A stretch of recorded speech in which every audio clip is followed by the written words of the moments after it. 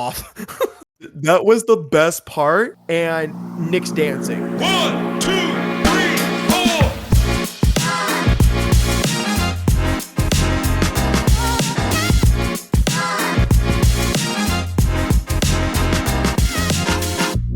Welcome to the Nerd Taku Podcast, the show where we watch it so you don't have to. I am your host, Eli. Joining me today is my good friend and co-host, Ben. What's up, guys? It's been a minute. I'm so happy to be back. This week, for the season of Halloween, we're reviewing Zombies. Spoiler warnings ahead. Ben, my dude, are there spoilers? Of course there's spoilers. This show reviews the movie. Of course it's going to have the spoilers. Director, Matthew Conan. Main cast, Matthew Davis, Julianne Robinson, Michael Terry, Betsy Butler, Kobe French, Richard Lee. Ben, I am so excited to announce this is season 2. I am so excited to be here doing this again. It's been a hot, steamy minute. I'm excited to talk about this film that we reviewed. When we talk about Zombies, what comes to your mind first? Zombies, of course. It's people screaming away from zombies. That's what comes to my mind when I hear the name Zombies. I love the fact that this film actually had a different title called Wasting Away. I do actually prefer Zombies. I do prefer that one. I think it just brings a little more humor to it. I think it makes you want to watch it more. Yes, I totally agree with you. This film came out in 2007. It is rated on IMDb at a 5.7 out of 10, but a lot of people discredit it because of the budget of only being $1 million for this film. Very low budget, and you can tell while you're watching it's low budget. You can see it. It's not surprising that your best actor, the main guy that you got, is from Legally Blonde. That's one of his best roles. Mm-hmm. The synopsis of this film is turning the zombie film on its head. This film is an oddball comedy from the perspective of the brain-munching monsters themselves. That's what IMDb gives. When I saw the trailer for this, I was like, where is this gonna go? What were your thoughts on the trailer when you initially watched it? I thought that it was going to be a very interesting perspective because in the trailer, it brings up these words that says from their perspective, but everyone else sees something different. Zombies are people too, in their true form, all that kind of stuff. And I was like, this is going to be interesting because it keeps switching from color to black and white. And I'm like, why is it doing that? What's going on? What's this movie about? The way the trailer is shown made me want to watch it. I saw the trailer and I was more curious on how it was going to be executed. For $1 million budget, what is this going to bring to the table? What is this going to actually offer for viewing experiences? So I'm walking into this with a 7, but that changed dramatically for me after watching this. I came into it with a 6 out of 10, and it didn't really change that much for me. What did you overall rate this? I overall rated this at a 3.5. See, mine only dropped 0.25 from the initial trailer. Mine was a 5.75. What I expected and what I got were two completely different things in my mind. When I was watching this, I was like, this is cringy for me. I could see the humor in it. I could see where they were going with it. Some parts I was like, what the hell? But then I just was not invested into it. It was not keeping me going. There were some parts where I was like, what the hell? The cinematographer in me was just cringing inside. But what about you? What was your overall like? I actually enjoyed it because it was a different take on what is usually done in the mundane, same old live perspective. You're in the dead perspective. I enjoyed it because it was a flip on what you're expecting from a zombie movie. Let's get into it. Plot. What's you rate plot? I gave plot a 1. I have plot a 0.25. Let's hear your reasoning. There were so many plot holes that I could not get behind. I could not get behind the jug rolling down and going into the bottom one of that ice cream mix. And then the top one is infected. I could not get behind how to push the plot, they had to pretend that that stuff absorbed through the whole thing instantly. And then my mindset was, did these guys ever watch a zombie movie? Because Mike was eating brains. Wouldn't you be wondering what's going on, like more than just, okay, he got stabbed with arrows, Tim did. And the girl's like, he likes you. The plot was just the whole thing of the fact that they weren't realizing they were zombies until the end, where it's like, you're actually zombies. When he saw a reflection of himself and he's like, he's a zombie, not a super soldier. I was just like, yeah, I don't think a super soldier is going to eat brains. I don't think you're going to just randomly blow up things. I just felt like the whole zombie concept of it was not well executed to me. Personally, I just felt I don't think they're that stupid to think that they weren't zombies, because super soldiers, that was a far stretch. And the dairy theory,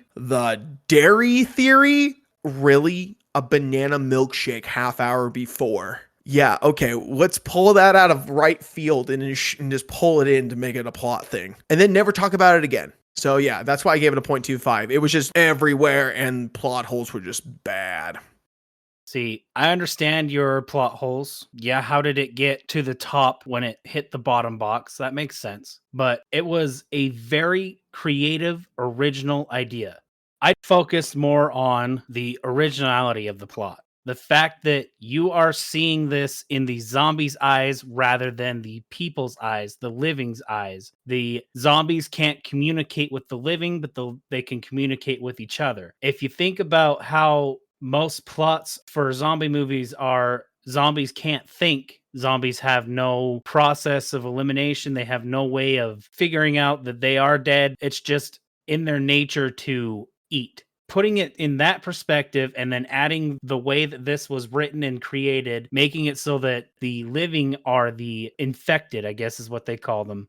I just thought it was creative to put the zombies' point of view rather than the living. That was the plot that I focused on. There are a few plot holes, but the plot holes were put in for comedy. As far as Tim realizing that he was shot, but not realizing that he was a zombie, he just thought that he was a super soldier because that is what the private told him. He trusted the soldier. The soldier thought that he was a super soldier because that was what was told to him. He was going to become a super soldier, but he didn't really. It killed him. Him thinking that the dairy is what prevented him from becoming the infected was because they had eaten the ice cream and he had the ice cream. The reason that he figured out that it wasn't that was because he was strapped down to a bed with a mirror in his face. And he finally got the documents that showed, hey, you're a freaking zombie. But the original plot in the point of view of the zombies was spectacular. I loved watching their thought process throughout the whole movie. It was different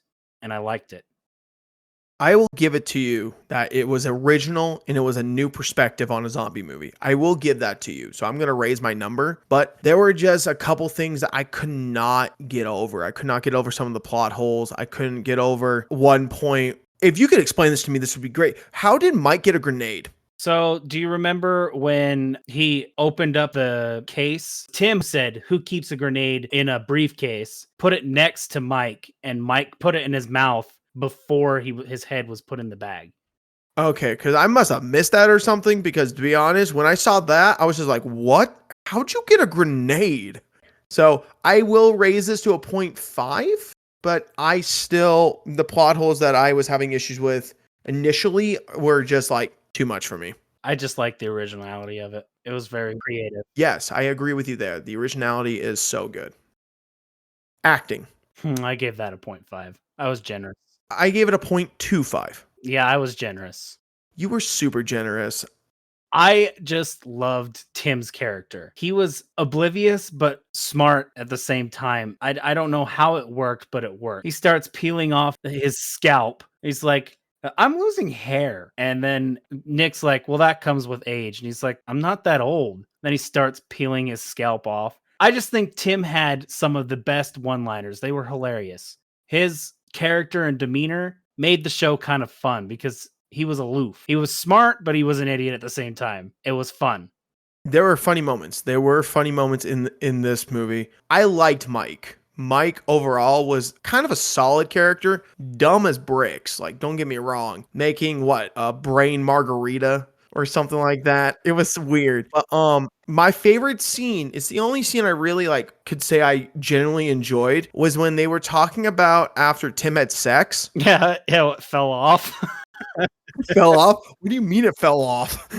That was the best part. And Nick's dancing when he was trying to distract. Those are the two parts that I liked. But the acting felt rough. These were some of these guys' first acting roles, or like one of their first few, and you could see it. One scene when Cindy ran to go find her parents, and Tim's like, "Hey, wait, be careful." Some of the lines, they weren't delivered well. You could feel the rushness of it. You could feel them not really being cohesive. But overall, some of those one-liners were good. Like some of those scenes, but I just found it to be really rough in the acting department.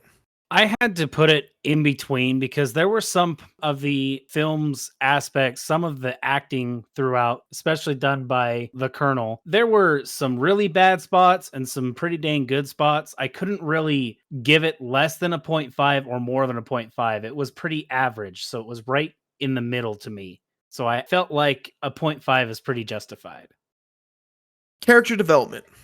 I only gave it a 0.25. I gave it a 0.75. Nick developed from his lone wolf mindset to sacrificing himself so the others could escape at the end. Other than that, there was no development throughout this entire film. All it was just a comedic relief. I don't feel like anyone developed throughout. Mike kind of did because he sacrificed himself to save them as well. He blew himself up with the grenade. But overall, I feel like he would have done that anyway because that was kind of his character. He was there to help his friends, and that's one way he could do it. And then the love interest between Tim and Cindy, it developed really quick. So really, I gotta say the only one that developed was Nick because he went from always being alone to sacrificing himself at the end to help them all escape.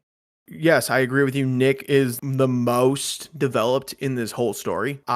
See Nick as one of the better parts of the development throughout. But Mike's development was, to me, kind of all of a sudden thing. So like he was this guy eating M&M nacho cheese bun thing to being like a slob. And then when he was with Vanessa at that interview, you saw him going, "Hey, we were dating, but I still care." And you saw that development of, "Oh, hey, it's been a year, but I still care about you." You see that little development there. When he gets his head lobbed off and doing the bowling scene where he's bowling to like save the ladies or whatever, you could see him trying to actually be a leader. After he gets his head severed, you see him trying to say, "We'll make a utopia, we'll make a town to keep all of us there so we can have a home." Then he sacrifices himself, even with the love interest of Vanessa, because Vanessa grew that love back for him. He was willing to give it all up for them. That's why I gave the 0.75. I really liked how Mike became more than just your average douchebag jock. Yeah, but his character was pretty much like that from the beginning. Even when the douchebags came in and started messing with Tim, he went straight over there and said, "Fuck you doing, guys?" and got them out of the bowling alley when Tim couldn't. His character was always there. I just don't feel like Mike had much development. Tim didn't have any development. The girls definitely didn't have any development. No,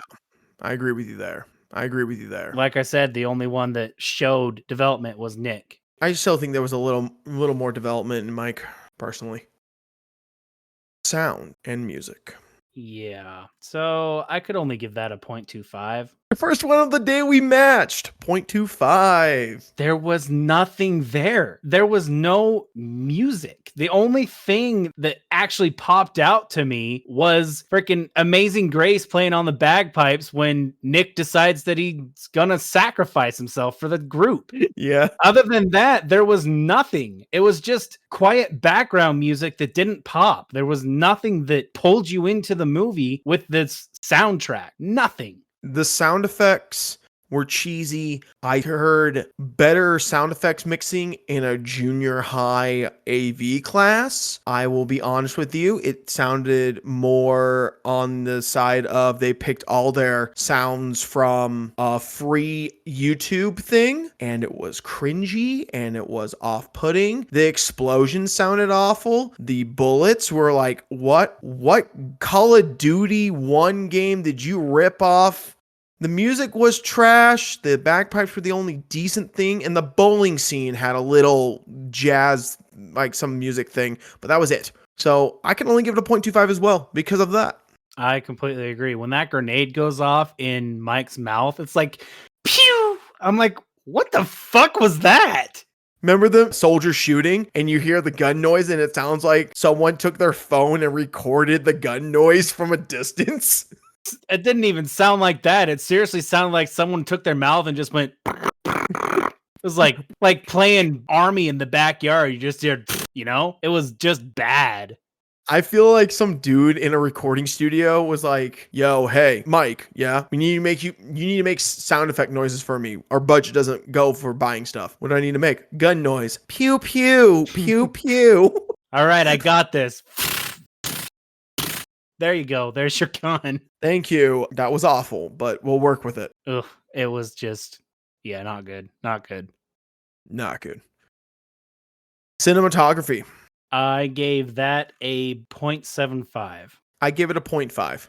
I decided that it deserved a 0.75 because I liked how it went from black and white to color. So color was when the zombies were talking with each other, and it went black and white when the people who were alive were talking, so that you could see the two different point of views. I really enjoyed this is the dead, this is the living. That way nobody gets confused on who's talking and who can understand who. I thought that it was kind of fun to see how green the toxic waste was. It brought in my attention. It was kind of fun. I liked how it was black and white, but there was just this green ooze and the ice cream was green. And they're like, why is it green? And he's like, oh, it's just the lighting. And then they down the freaking cones. Freaking Mike sits there and I don't even know how he's eating this ice cream because I've never seen anyone eat ice cream that way, but okay. I had to dock it because the CGI was just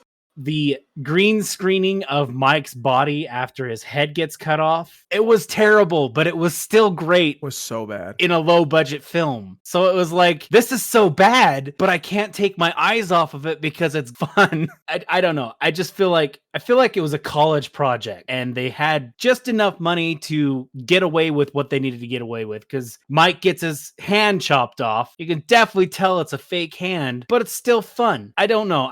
The main reason that it got its 0.75 is because of the switch between the point of views. It was another great original idea that I really enjoyed.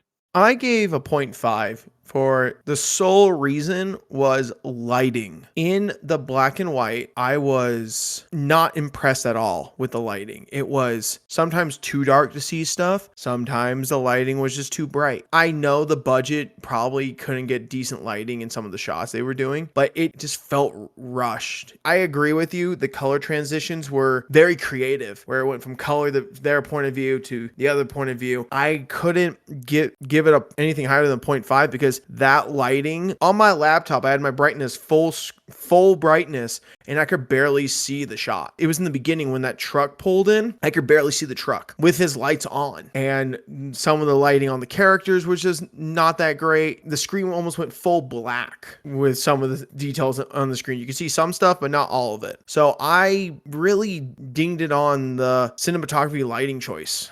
I couldn't get over it. I found the colors to be really nice and vibrant when they had color, but beyond the black and white side of it, which had some significant value to it, it wasn't good. So I didn't ding it on that because I read what they were going for on that. They wanted to match it to the original black and white film Night of the Living Dead, and so they did. The lighting is basically the same as the 1968 film. Okay, that tracks. But if I didn't know that, I would have been off put extremely. That's something that my score, I'm going to keep it, but it's good to know that they tried a style that they liked. They took inspiration from a film, but in the viewing point, I just felt it was a little rough. I looked it up because I was curious to see why they decided on black and white, and they wanted it to match Night of the Living Dead as best as possible. That's creative. That's very creative right there on a budget like that. Directing.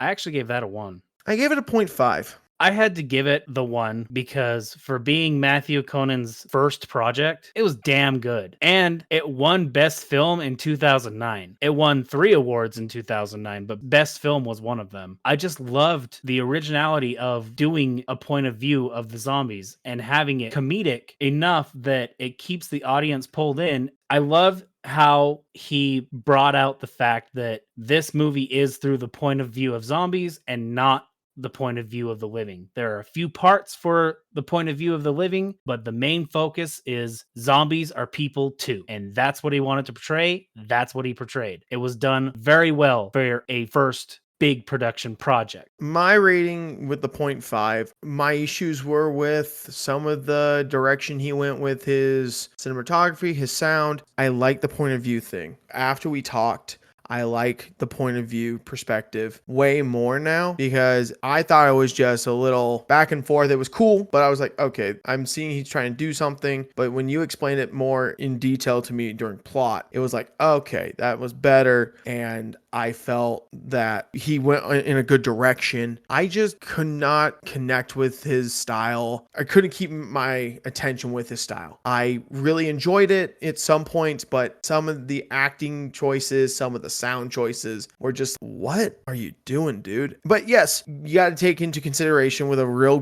big grain of salt. This was his first big project. But for me, I give it a 0.5. Some of the choices were just, eh. Understandable. I enjoyed it, and I took it as I really like that they styled it after Night of the Living Dead, that it's his very first project. Most of the actors, it's probably their first project or pretty close to the first of their acting career outside of high school and college. And he worked with what he had. And what he had was a budget of barely $1 million and went with it. I thought that he delivered it really well for not having much to work with. Yeah. Attraction. 0.75. 0.25. I initially, when I started watching this, I was losing interest. I was losing that interest real quick. It took me about 35 minutes into the film to actually feel that pull a little bit. And it wasn't much. It wasn't a lot of pull. The joke with losing his dick, that kept me interested, but I just was not gravitating towards this. I wasn't feeling that, oh, I'm going to keep watching this. If I wasn't doing this for the podcast, I would have turned this off personally about 30 minutes in because I just felt it was not my shtick. It wasn't my thing.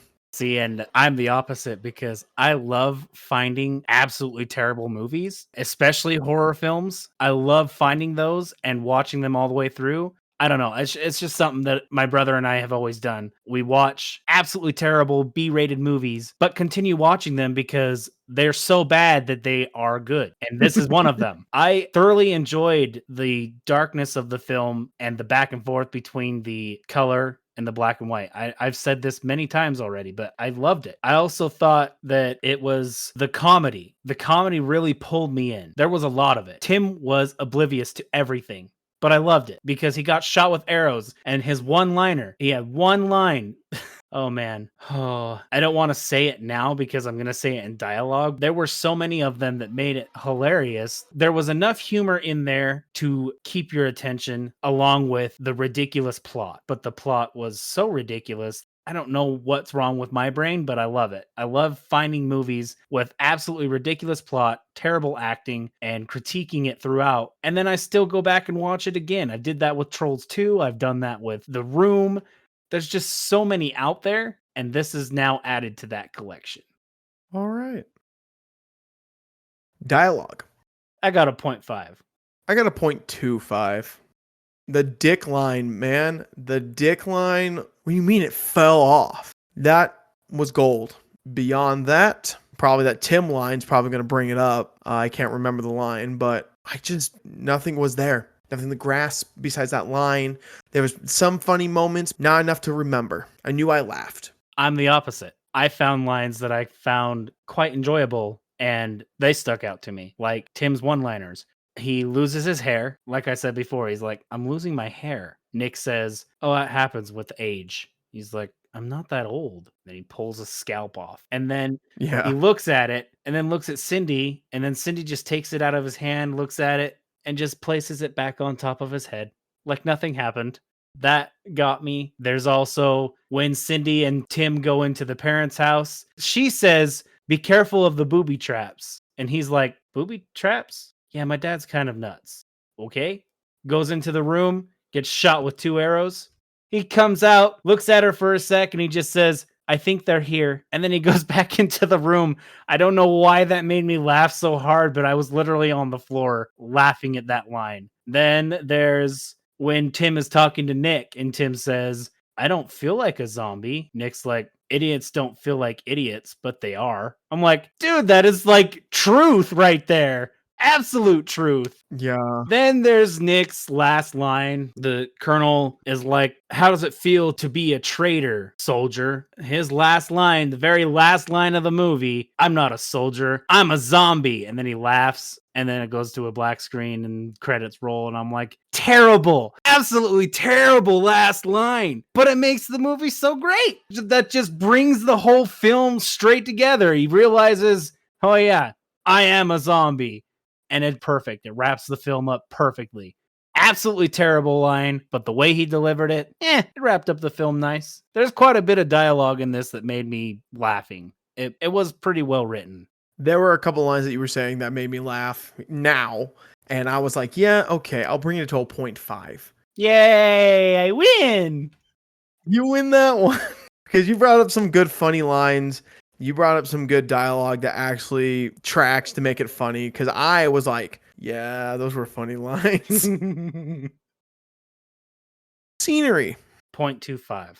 Second one of the day, matching 0.25. There was nothing. I feel like this was shot on a soundstage, which with the budget they have makes sense. But you could have brought something to it. Even Wizard of Oz being on a sound stage still had tons of vibrant colors, tons of things to look at, beautiful backdrops, but this one had nothing. It was just mostly outside and the bowling alley. But for the most part, there was just nothing to look at. Nothing pulled me into the film scenery wise. I didn't enjoy it. I agree with you there. There was nothing grabbing me. There was nothing there to keep my eyes infatuated with. The coloring was terrible. I could tell that they were using something called iMovie in the coloring gradient. You can tell some of the colors were too vibrant in some parts, in some others. Scenery was just bleh. Wow, that bowling alley was phenomenal.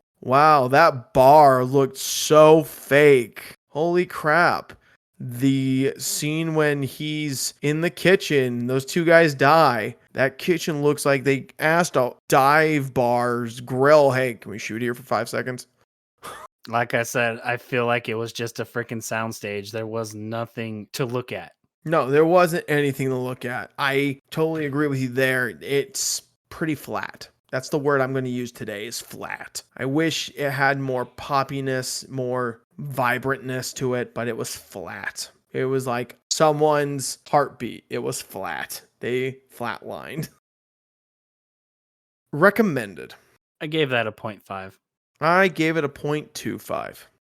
I will say this. Some of those lines were funny. Some of those jokes were good. I overall was not wanting to finish this. I can't consciously recommend it to anyone unless you like B-rated films like you. Seriously, someone that's like you who likes the B-rated zombie film, who really enjoys seeing how a budget zombie film is made. That's the only way I can recommend it to you. To the average consumer, I couldn't recommend it to them. I gave it a 0.5 because I feel like it's a good experience for someone to watch. Even if you don't want to ever watch it again, it's something fun. Get away from the norm, get away from what everybody knows. The living is running from the dead, and it's in the point of view of the living. Go for the point of view of the zombie who doesn't know they're a zombie. It's just obscure. It's very different. It doesn't follow the norm, and I loved it. I feel like if you give this movie a chance and you actually sit back and dissect what you're watching, I feel like you'll enjoy it. Will you ever watch it again?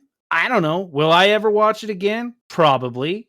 When? Not for a while, just like I did with every other B-rated film I've ever watched. I watch it, critique it, go to my brother and kind of compare notes like we do on this podcast, and then I don't go back to it for quite a while until I decide to watch it again. You'll probably never watch it again, but give it a chance. All right, so the grand total of me, because I raised my scores a little bit, I got a 4 at the end of this whole adventure of learning about zombies. Mine stayed at a 5.75.